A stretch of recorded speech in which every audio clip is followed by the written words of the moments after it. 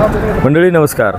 जवळा जिल्हा परिषद गटातली निवडणूक एका वेगळ्या टप्प्यावरून पोहोचलेली आहे. मंडळी जवळा जिल्हा परिषद गटामध्ये राष्ट्रवादी अजित पवार गटाचे उमेदवार अतुल पवार आणि दुसरीकडं सांगोला तालुका विकास आघाडीचे उमेदवार तथा माजी आमदार दीपकआबा साळुंखे पाटील यांचे सुपुत्र यश राजे साळुंखे पाटील या दोन्ही उमेदवारांमध्ये दुरंगी थेट लढत होण्याची शक्यता आहे. मंडळी त्याचं महत्त्वाचं कारण मी ज्या ठिकाणी उभा आहे तुम्ही बघू शकत असाल की हा तहसील कार्यालयाचा परिसर आहे आणि या तहसील कार्यालयाच्या परिसरामध्ये आज दुपारी 3 वाजेपर्यंत उमेदवारी अर्ज विड्रॉ करण्याची अर्थात मागे घेण्याची मुदत होती.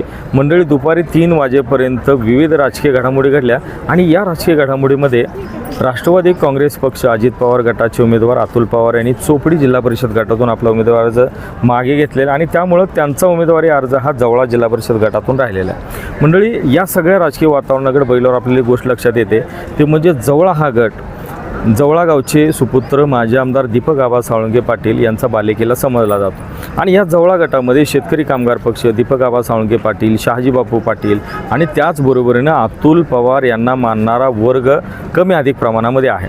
मंडळी जवळा गटात लागलेली ही दुरंगी लढत ही तालुक्याचं लक्ष वेधणारी आहे आणि याच्यातले वेगळे राजकीय अर्थ जर बघायचे झाले तर एक गोष्ट प्रकर्षानं ध्यानात घ्यावं लागेल ती म्हणजे माजी आमदार दीपकआबा साळुंखे पाटील यांना त्यांच्या होम ग्राउंडवर घेरण्याचा जेरबंद करण्याचा हा प्रयत्न असल्याचं दिसून येते.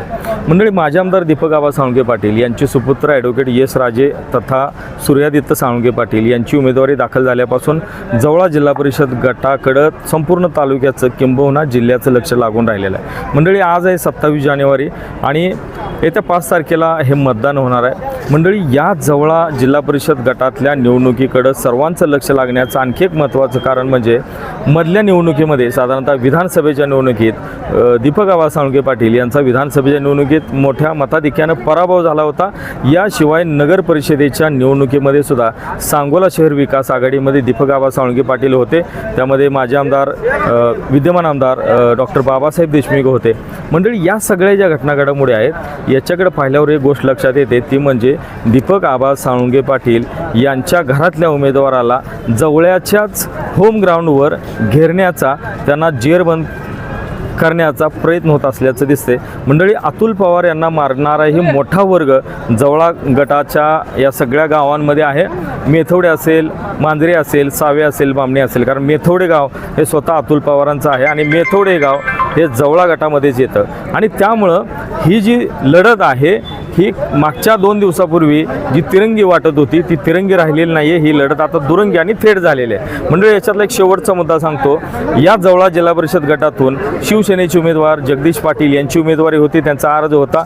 मला आता मिळालेल्या खात्रीशीर वृत्तानुसार, कारण अधिकृत अजून माहिती निवडणूक अधिकाऱ्याकडून आलेली नाही आहे, परंतु खात्रीशीर माहितीनुसार जगदीश पाटील शिवसेनेचे उमेदवार यांनी आपला अर्ज मागे काढून घेतल्याचं समजतं आणि मंडळी त्याचमुळं जवळा जिल्हा परिषद गटामध्ये यश राजे अर्थात सूर्यादित्य साळुंखे पाटील आणि अतुल पवार राष्ट्रवादीचे यांच्यामध्ये थेट आणि दुरंगी सामना पाहायला मिळाला. मंडळी याच अनुषंगानं दोन्ही बाजूच्या प्रतिक्रिया, दोन्ही बाजूची जी वस्तुस्थिती हे मांडण्याचा प्रयत्न आपण सांगोला पॉलिटिक्सवर करूया. आपण इथं थांबूया. धन्यवाद. आपण सांगोला पॉलिटिक्स हे यूट्यूब चॅनल जर पहिल्यांदा पाहत असाल तर नक्की सबस्क्राईब करा आणि तालुक्यातील प्रत्येक बातम्या, ताज्या घडामोडी काही क्षणात जाणून घ्या.